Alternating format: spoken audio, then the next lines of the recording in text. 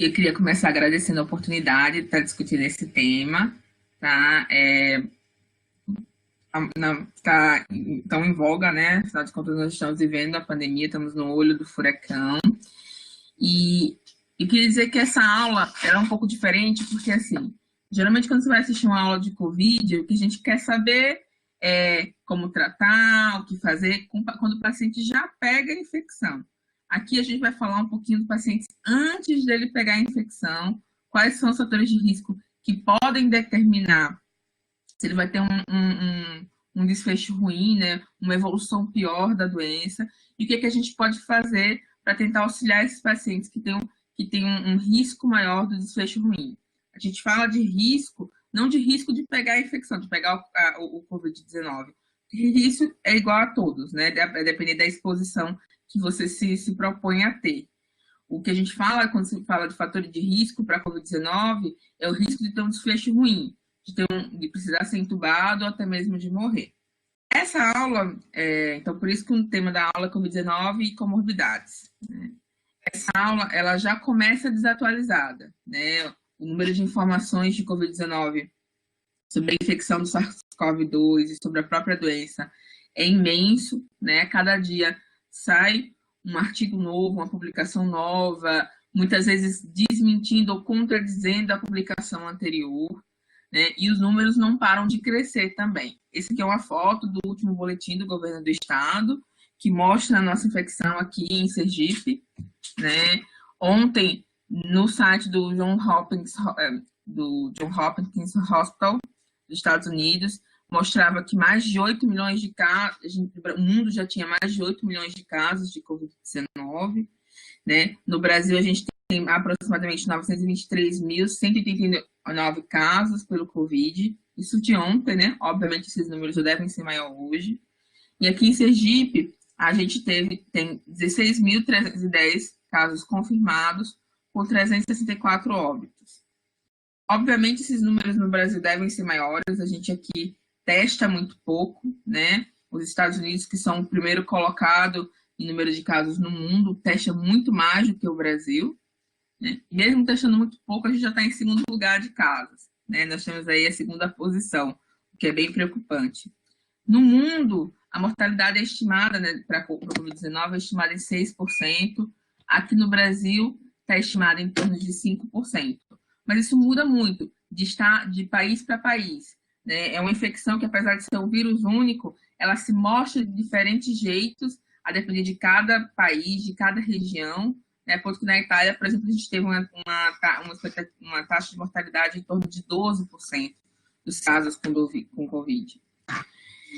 Desde os primeiros casos que apareceram em Wuhan, lá na China, né, o primeiro caso foi relatado em 31 de dezembro de 2019, que esse surto ele se espalhou rapidamente pelo mundo.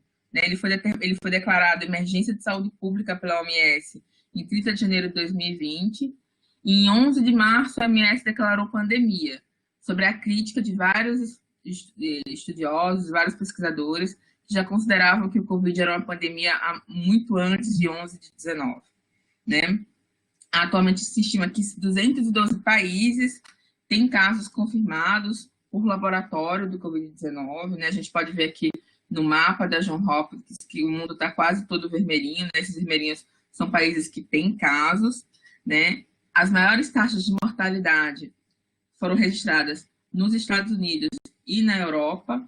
Né? Apesar de ter começado na China, o maior número de óbitos ocorreu na Europa e nos Estados Unidos. E atualmente a gente está numa fase da pandemia que o número de casos cresce assustadoramente em países como Brasil, Rússia, Índia e outros países subdesenvolvidos. E a grande questão da Covid-19 e da infecção causada pelo SARS-CoV-2 é que ela é um problema muito maior do que a própria infecção. Né? Nós temos vários acometimentos, né? Vários ciclos de acometimentos da doença, se a gente pode dizer assim, várias ondas, né? Está na moda falar em onda, então, várias ondas de acometimento da doença. A primeira onda é a doença em si, né? A morbimortalidade que a doença causa. Ela é uma doença altamente infecciosa, então, várias pessoas vão ficar doentes ao mesmo tempo. E aí tem todo o impacto no sistema público de saúde, mesmo no sistema privado, né? No sistema de saúde de um país, para dar suporte a essas pessoas. A segunda onda é o impacto que acontece na doença pela restrição de recursos para pacientes que não são COVID, né? Então, como é uma doença que pega muito fácil, algumas das medidas são isolamento social, fechamento de alguns serviços. Então, pacientes que têm outra doença que não é COVID, eles ficam limitados de ter acesso à saúde, né? O ambulatório, vou citar como exemplo, o consultório de cardiologia, no primeiro mês ele ficou por quase 2 meses. Eu não estava atendendo meus pacientes por conta da pandemia, né? E isso se repete em outros consultórios e no serviço público de saúde. Então, aquele paciente que tem hipertensão, que tem insuficiência cardíaca, que precisa ir ao seu médico, ele não consegue ir por conta da pandemia. Fora essa questão do acesso ao profissional, a gente também tem uma questão de material, né? Que a gente vê, eu não trabalho em serviço público, eu trabalho em serviço particular, mas mesmo no serviço particular, a gente vê uma dificuldade de se comprar insumos, né? Por falta no mercado, né? Então, no início faltou álcool gel, teve uma época que faltou o fentanil, que é um sedativo, e assim vai, a gente tem dificuldade em comprar material, e isso acaba prejudicando outras doenças, não só os pacientes que são acometidos por Covid. E como a gente tem uma alta infecção de pessoas pelo Covid, a gente tem uma alta ocupação dos leitos hospitalares por essa doença. No hospital que eu trabalho, a gente tem atualmente 38 leitos de UTI, dos quais 18 são exclusivos só para pacientes com Covid. E esse número tem aumentado, né? Tem invadido, tem pegado cada vez mais leitos de UTI para serem exclusivos de tratamento de pessoas com Covid. E as outras doenças? E o paciente que infarta, ele vai para qual UTI? E o paciente que sofre um trauma, né? Então, a gente tem esse problema na pandemia também. A terceira onda é uma onda mais tardia, a gente vai ver lá na frente, né? É aquele paciente coronariopata que parou de ir para o médico, que parou de acompanhar, que começou a ter dor em casa e não foi para o hospital com medo do coronavírus e infartou e morreu em casa, né? São as mortes por consequência da não assistência a esses pacientes, ou mesmo pelo medo do próprio paciente de ir ao hospital e se contaminar pelo coronavírus. Ele acaba ficando em casa e retardando ainda o pronto-socorro, né? São vários casos que a gente vê de pacientes que chegam com mais horas de infarto, com mais horas de tempo de dor no pronto-socorro, ou mesmo até de quadros sépticos, né? Pessoas que têm febre, que têm um quadro que sugere uma infecção, não por coronavírus, né? Uma dor abdominal, ela não vai no pronto-socorro por medo de se infectar. E a quarta e última onda é a questão psicológica, de saúde mental, né? O trauma psíquico do isolamento, do afastamento, do medo dessa doença nova, né? O pânico que ela tem gerado nas pessoas, e mesmo o pânico econômico, né? A economia é afetada, a gente sabe que a economia vai ser afetada, e além do medo de pegar a doença, a pessoa tem o medo de perder o emprego, de ficar sem a renda para sustentar a sua família. Alguns relatos que a gente tem visto, já colegas em pronto-socorro que atenderam pacientes que, quando começaram a ter alguns sintomas que poderiam ser coronavírus, poderiam, não era nem era, poderiam tentar um suicídio, né? Pessoas que estão, profissionais de saúde que estão entrando em burnout por conta do estresse de trabalhar nesse ambiente de pandemia, o medo de deixar suas famílias desassistidas, ou então de levar a doença para casa, né? Tudo isso é um problema grave de saúde que tem que ser abordado também. Bom, em relação às manifestações da doença, né, a gente tem basicamente 3 fases. Nem todos os pacientes vão vivenciar as 3 fases. A grande busca hoje em dia é de como interromper essa evolução, né, dessas fases, ou de pelo menos como predizer quem vai ter uma evolução para a fase final, que é a fase mais grave, e é isso que a gente está buscando hoje em dia no tratamento da Covid-19. A primeira fase é uma fase de resposta viral, então você é infectado com o vírus e você tem uma viremia. Isso é sintomas gripais comuns, né? Pode ter uma dor no corpo, sintomas gastrointestinais, começa a ter alteração laboratorial, como linfopenia. A segunda fase é já mais o acometimento pulmonar, parte respiratória, onde você vai ter já raio-x de tórax alterado, e em mais de 80% dos casos, dos casos, tomografias alteradas, né? Quando o vírus acaba afetando mais o pulmão e levando a quadro de dispneia, tosse e de saturação. E o último caso, a última fase, melhor dizendo, é a fase inflamatória da doença, que é a resposta do hospedeiro. Você tem uma tempestade de mediadores inflamatórios, citoquinas, interleucinas, que provocam um processo inflamatório no corpo que atinge vários órgãos, pulmão, coração, rim, e é esse paciente que é o mais grave, que é o que vai ficar entubado na UTI e tem maiores taxas de mortalidade. O que a gente tem percebido é que quem tem maior chance de chegar a essa fase aqui são pacientes que têm alguns fatores de risco, né? Eles são mais frequentes, como, por exemplo, idade avançada, hipertensão, obesidade, tabagismo, pacientes que são diabéticos, e é esse escopo de pacientes que a gente vai discutir aqui, esses assuntos que a gente vai discutir nessa aula.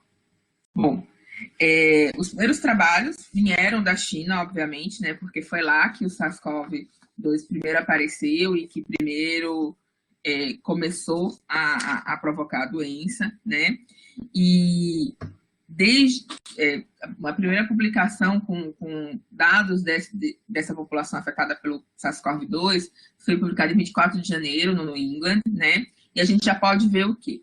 Quase mais de 50% dos pacientes que têm alguma manifestação do SARS-CoV, né, da manifestação do COVID como a doença propriamente dita, eles têm alguma comorbidade. Se a gente for olhar aqui nessa tabela, 20% desses pacientes, de todos os pacientes, eles eram diabéticos, 15% eram hipertensos e 15% tinham alguma doença cardiovascular. Peraí, cadê a doença cardiovascular? Aqui. 15% tinha alguma doença cardiovascular. Se a gente for olhar só em quem acabou precisando usar UTI, você vê que o número de diabéticos é de 8%, mas a gente tem 15% de hipertensos e 23% de pacientes com doença cardiovascular. Então, a doença cardiovascular é liderando entre as causas de pacientes que acabam evoluindo, assim, entre os fatores de risco presentes, em pacientes que acabam evoluindo para uma internação em UTI ou para um quadro mais grave de Covid-19. Né? E outro estudo chinês também, dessa vez publicado em março, no European Respiratory Journal, 17% dos pacientes que tinham uma forma grave de Covid eram hipertensos, 8% diabéticos, 4% tinham alguma doença cardiovascular, 2% tinham alguma sequela de doença cerebral, doença pulmonar obstrutiva crônica, doença renal crônica ou algum tipo de câncer. Né? Nos Estados Unidos, o CDC descreveu um estudo com aproximadamente 122 mil pacientes, um pouquinho mais de 122 mil pacientes, em fevereiro, que pegaram pacientes que eram internados com Covid entre fevereiro e março. Nesses pacientes, o diabetes estava presente em mais ou menos 11% dos casos, né? 78% das internações de unidade de terapia intensiva e 94% das mortes eram em pacientes que tinham pelo menos uma comorbidade, né? Por isso a preocupação da gente identificar esses fatores de risco e tratar esses fatores de risco antes que os nossos pacientes eles peguem o COVID. São populações mais sensíveis que devem ser protegidas e quando internam com COVID-19, elas devem ter uma atenção maior pelo risco de desfecho ruim. Bom, então, como eu tinha dito, mais ou menos, pacientes com mais de uma comorbidade eram mais velhos na população da China, né, na epidemiologia chinesa. Quem tinha mais de uma comorbidade era geralmente mais idoso, tinha idade mais avançada, e tinham sintomas como náusea, vômito, tosse, tinham algum sintoma por conta do Covid-19. Esse aqui é um estudo que já alberga vários países. Se eu não me engano, são 99 países, né, até que catalogaram os casos de Covid-19 hospitalizados até março desse ano e foram identificar quais eram os fatores de risco presentes nesses pacientes que foram internados.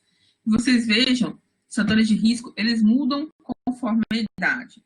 Entre pacientes jovens, 18 a 49 anos, o principal fator de risco mais presente é a obesidade, né? Então, o paciente jovem, obeso, ele interna mais, ele tem formas mais graves de Covid-19. Já entre pacientes mais velhos, com mais de 65 anos, a hipertensão e a doença cardiovascular, elas eram mais prevalentes, certo?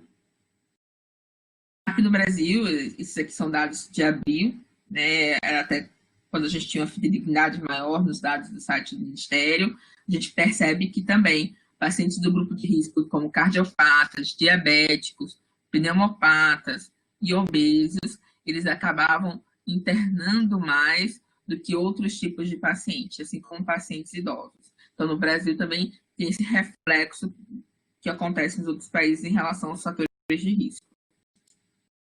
Vamos falar um pouquinho de cada um, né? O tabagismo, ele foi o primeiro fator de risco a ser identificado como probabilidade do paciente evoluir com desfecho ruim quando infectado pelo SARS-CoV-2, né? É tanto que a OMS, a OPAS começaram a fazer inúmeras propagandas alertando os pacientes tabagistas para tentarem parar de fumar, mesmo na pandemia, porque você parar de fumar nas próximas 24 horas, você já tem uma melhor resposta imunológica local do pulmão à infecção viral.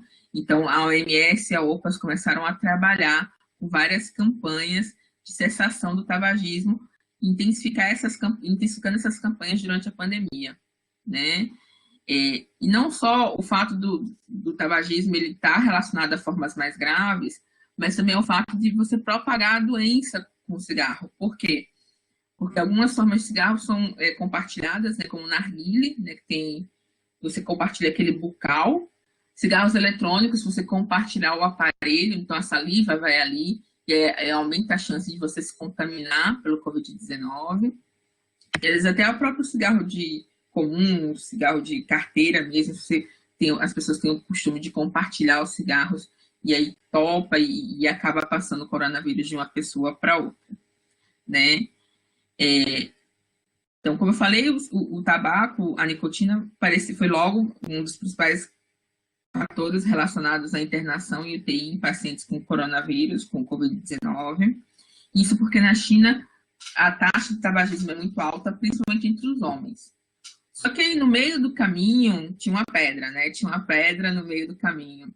Apesar de todos os estudos que relacionavam na China o tabagismo a essa forma mais grave, alguém fez uma pesquisa e viu que quem estava internado, entre os pacientes que estavam internados em UTI e a população geral, tinha menos tabagistas na UTI, internados na UTI, do que na população geral.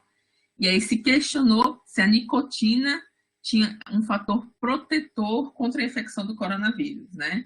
Essa ideia de que a nicotina, ela protegia contra a infecção do coronavírus, ganhou a mídia, né? Apareceu na Ana Maria Braga, apareceu em algumas publicações de alta circulação no país, e não sei vocês, mas eu recebi de vários pacientezinhos tabagistas dizendo, aí, doutora, tá vendo? Fumar faz bem, protege contra o coronavírus, né?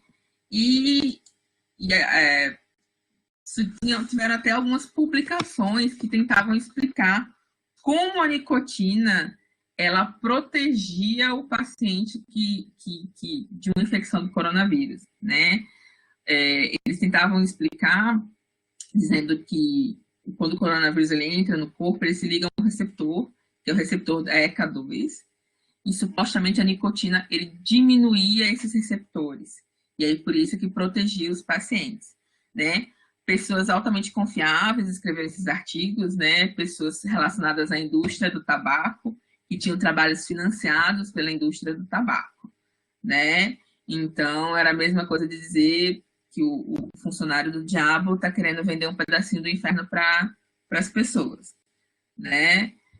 E, obviamente, estudos subsequentes mostraram que isso é uma balela, a nicotina nem o cigarro protege contra nada, né? Muito pelo contrário, a gente sabe hoje que pacientes tabagistas ou que têm DPOC, doença pulmonar obstrutiva crônica, eles têm um aumento dos receptores para o ECA2 no pulmão, ou seja, eles têm os receptores em que o coronavírus se liga estão aumentados no pulmão nesses pacientes, e, portanto, eles têm uma chance maior de desfecho mais grave, de intubação orotraqueal, de morte, quando acometidos por Covid-19, né? Então, só para resumir a questão do cigarro, fumar protege da infecção pelo Covid-19? Não, não protege. Balela, né? E fumar aumenta a chance de você ser entubado, de você morrer se você tiver uma infecção de coronavírus? Sim, ela aumenta. Então, a gente deve estimular para os nossos pacientes que fumam interromper o cigarro, mesmo durante a pandemia. Ó, vamos parar, para agora, porque quanto antes você parar, melhor. Né? O prejuízo vai ser menor se você, por acaso, ficar infectado pelo coronavírus. O grande problema disso tudo é que o quadro de isolamento social, o pânico da doença, o pânico de perder o emprego, aumentam muito a ansiedade. E a gente sabe que o tabagismo está muito correlacionado com a ansiedade. Né? Muitos pacientes usam como fuga do quadro ansioso. E aí o que dificulta ainda mais interromper esse vício nessa situação. Outro fator de risco que tem sempre presente em todos os estudos entre pacientes que têm a forma grave do Covid-19 é a hipertensão. Né? A gente não sabe se realmente a hipertensão teria um papel para a gravidade da infecção pelo coronavírus ou simplesmente foi um achado, porque na maioria dos pacientes que têm a forma grave, eles são idosos, e a gente sabe que com o passar do tempo, a hipertensão se torna uma doença mais prevalente. Ela é muito mais prevalente em idosos do que em pacientes jovens, né? Teve uma época até que teve uma preocupação se quem tomava IECA, o BRA, o captopril, a losartana do dia a dia, se ele teria um risco aumentado. Isso não foi comprovado, muito pelo contrário, foi desmentido em alguns artigos, né, que inclusive até apontam como um efeito protetor dessas medicações no organismo e um efeito protetor contra a infecção do coronavírus, né? Então, a questão da hipertensão ficou meio em aberto aí. O que a gente sabe hoje em dia? Que hipertensos graves, aqueles hipertensos refratários ao tratamento, ou hipertensos não compensados, eles vão ter um risco maior de infecção mais grave.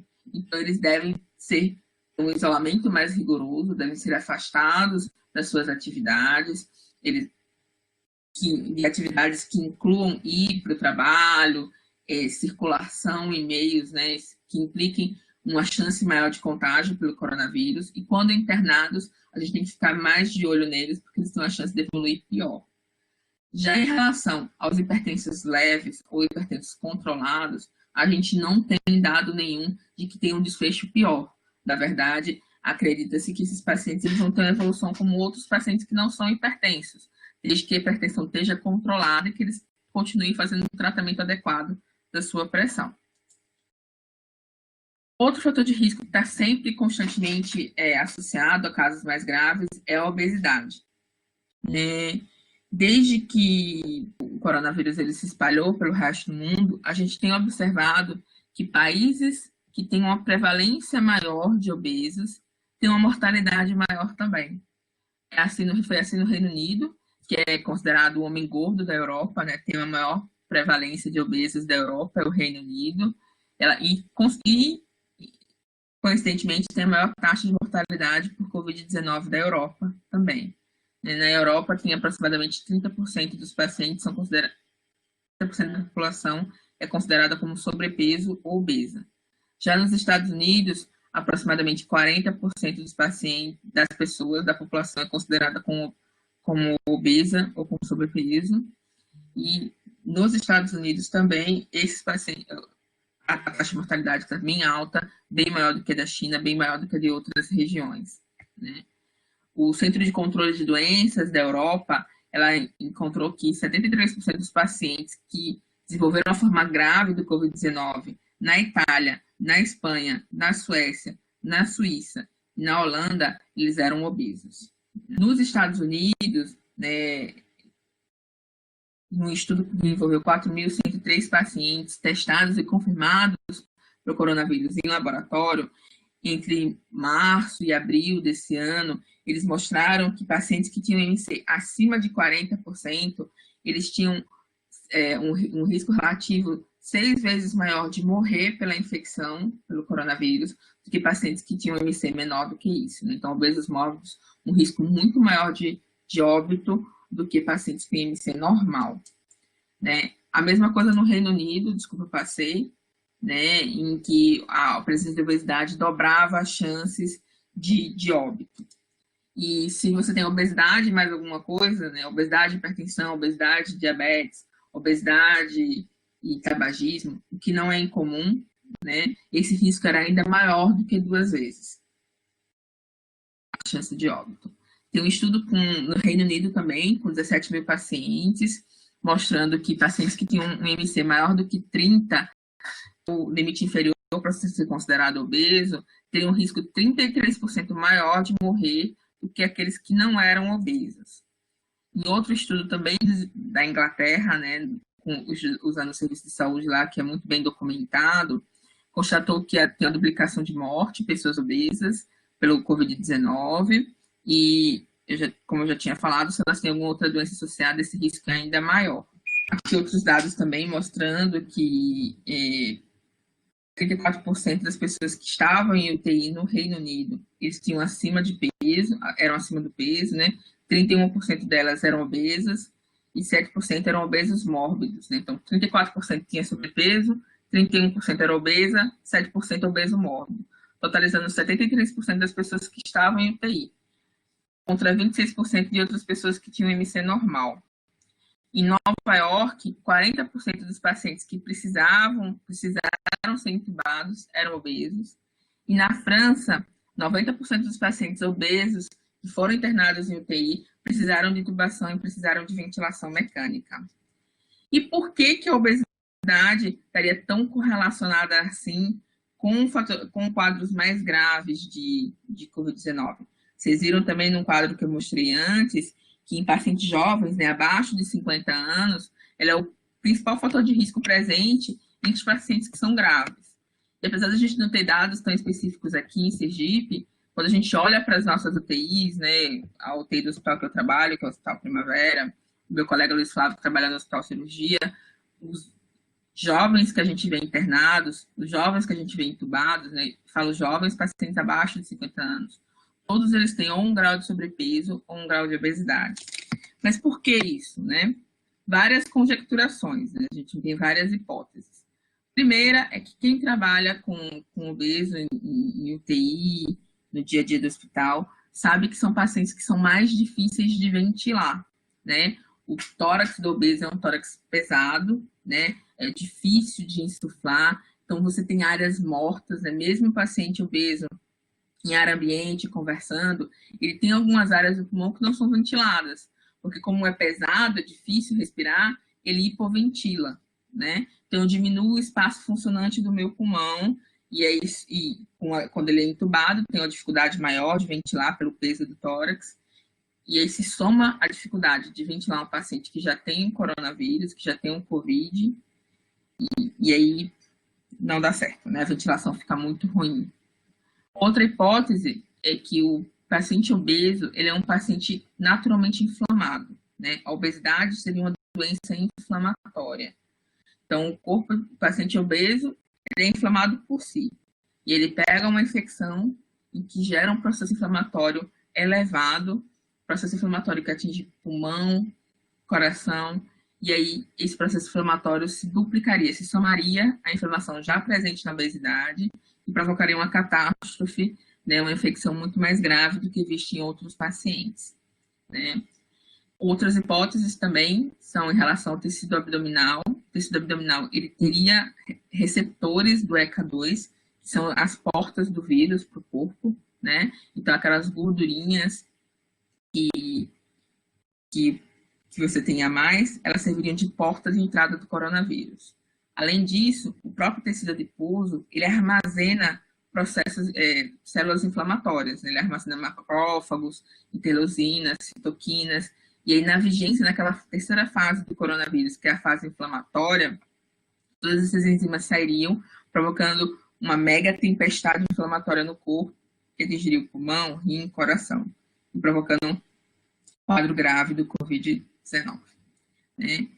Por isso que também aquele paciente que está obeso, ele deve ser estimulado mesmo durante a quarentena, mesmo durante o isolamento social, instituir medidas para tentar perder o peso ou controlar o processo inflamatório que vem com a obesidade, né? Que também é difícil, né? Você está com um paciente que está em casa, ansioso, com medo, e tem que dizer para ele que ele tem que fazer dieta, né? não é a melhor coisa que um gordinho quer ouvir. Eu, como gordinha, posso testemunhar isso, né? Porque a gente fica ansioso e aumenta a fome, né?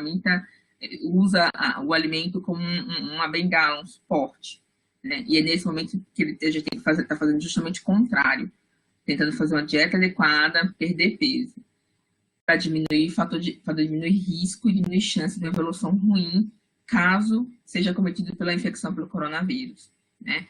Tem alguns países que cogitam até intervenção em pacientes obesos mórbidos, cirurgia bariátrica, como forma de prevenir infecção grave pelo Covid-19, no meio da pandemia.